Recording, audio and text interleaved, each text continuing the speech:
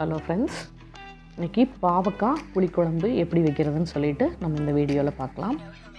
பாவக்காயை பொரியல் இல்லைன்னா ஆயிலில் பொரிச்சு எடுத்து அப்படி தான் சாப்பிட்ருப்போம் மேக்ஸிமம். இப்போ நம்ம புளிக்குழம்பு வச்சு சாப்பிட்றது ரொம்ப டேஸ்ட்டாக இருக்கும். இப்போ கசப்பு சுவை நம்ம உடம்புக்கு தேவைங்கிறதுனால நம்ம பாவக்காயை எடுத்துக்கலாம்.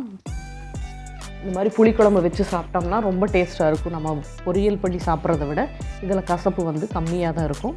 இப்போ 1/4 கிலோ அளவுக்கு பாவக்காயை அந்த மாதிரி பொடியாக கட் பண்ணி விதையை எடுத்து வச்சுருக்கேன். சின்ன வெங்காயம் 200 கிராம், 2ஆக கட் பண்ணின சின்ன வெங்காயம் ஒரு 100 கிராம், 5 ஸ்பூன் தேங்காய் எடுத்துருக்கேன், புளிக்கரைசல் 1 பவுல், குழம்பு மிளகாய் தூள் 3 ஸ்பூன், மஞ்சள் தூள் 1/2 ஸ்பூன்,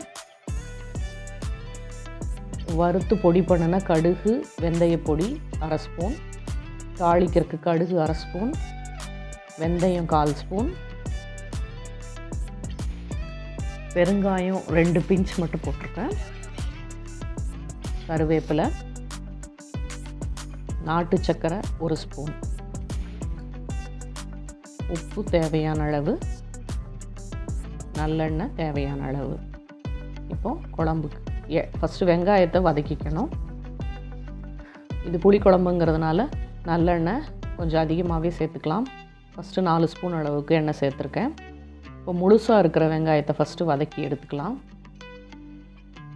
இப்போ குழம்பு எவ்வளவு அதிகமாக தேவைப்படுதோ உங்களுக்கு அந்த அளவுக்கு நீங்கள் வெங்காயம் சேர்த்துக்கோங்க. இப்போது முழுசாக இருக்கிற வெங்காயத்தை நம்ம வதக்கி எடுத்து வச்சுக்கிட்டோம். இது கூட தேங்காய் சேர்த்துட்டு குழம்பு மிளகாய் தூளையும் சேர்த்து நம்ம பேஸ்ட் பண்ணி எடுத்துக்கலாம். இந்த மிளகாத்தூளை புளி கூட சேர்த்து கொதிக்கும் போதும் போடலாம். பட் நான் இந்த வாட்டி தேங்காய் கூடவே சேர்த்து பேஸ்ட் பண்ணி எடுத்திருக்கேன். நல்லா நைஸாக அரைச்சி எடுத்துக்கணும். இப்போ குழம்பு காய் சேர்த்து எப்படி தாளிக்கிறதுன்னு பார்க்கலாம். ஃபஸ்ட்டு எண்ணெயில் வெந்தயத்தை சேர்த்துக்கணும். ஏன்னா வெந்தயத்தை தாளிக்கும் போது சேர்த்தக்கூடாது, உங்களுக்கு அது அந்த ஒரு வேகாமல் இருக்கிற மாதிரி இருக்கும். அடுத்தது பாவக்காய் சேர்த்து வதக்கிக்கணும். பாவக்காயை ஒரு 2-3 நிமிஷம் வதக்கினதுக்கப்புறம் கட் பண்ணி வச்சுருக்கிற வெங்காயத்தை சேர்த்துக்கணும். இப்போ நல்லெண்ணெயில் பாவக்காயை வதக்கும் போது உங்களுக்கு அந்த கசப்பு கொஞ்சம் கொஞ்சமாக குறைஞ்சிட்டே வரும். இப்போ வதங்கினதுக்கப்புறம் புளிக்கரைசல் சேர்த்துக்கலாம்.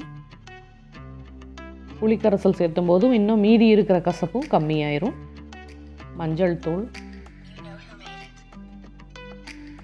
உப்பு, கொஞ்சம் தண்ணி அடிஷ்னலாக சேர்த்து நல்லா கொதிக்க வைக்கணும். ஒரு 5 to 10 மினிட்ஸ் நல்லா கொதிச்சோன்னா உங்களுக்கு காய் இதில் வெந்துடும். இப்போது அரைச்சி வச்சுருக்கிற தேங்காய் பேஸ்ட்டை சேர்த்துடலாம்.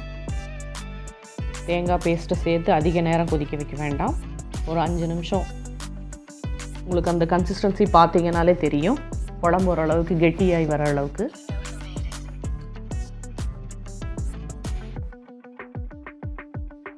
இந்த அளவுக்கு கொதிச்சோடனே நம்ம நாட்டு சர்க்கரையும் பொடியை வறுத்து பொடி பண்ணி வச்சுருக்கிற வெந்தயமும் கடுகு பொடியும் சேர்த்துட்டு ஆஃப் பண்ணிடலாம். பாவக்காய் புளிக்குழம்பு ரெடி ஆயிடுச்சு. ரொம்ப டேஸ்ட்டாக இருக்கும். இப்போ ஃபைனல் நம்ம தாளித்து போட்டுடலாம். இதே நல்லெண்ணெயிலேயே தாளித்து போட்டிங்கன்னா டேஸ்ட் ரொம்ப நல்லாயிருக்கும். எப்போவுமே எந்த குழம்பையுமே நீங்கள் தாளித்து போடும்போது இன்னும் டேஸ்ட் அதிகமாக இருக்கும். கடுகு, கருவேப்பிலை, பெருங்காயம் சேர்த்து தாளித்து போட்டிருக்கேன். இப்போ பாவக்காய் புளிக்குழம்பு ரெடி ஆயிடுச்சு. இது சாதம், சிறுதானிய தோசை, இட்லி எல்லாத்துக்கும் நல்லாயிருக்கும்.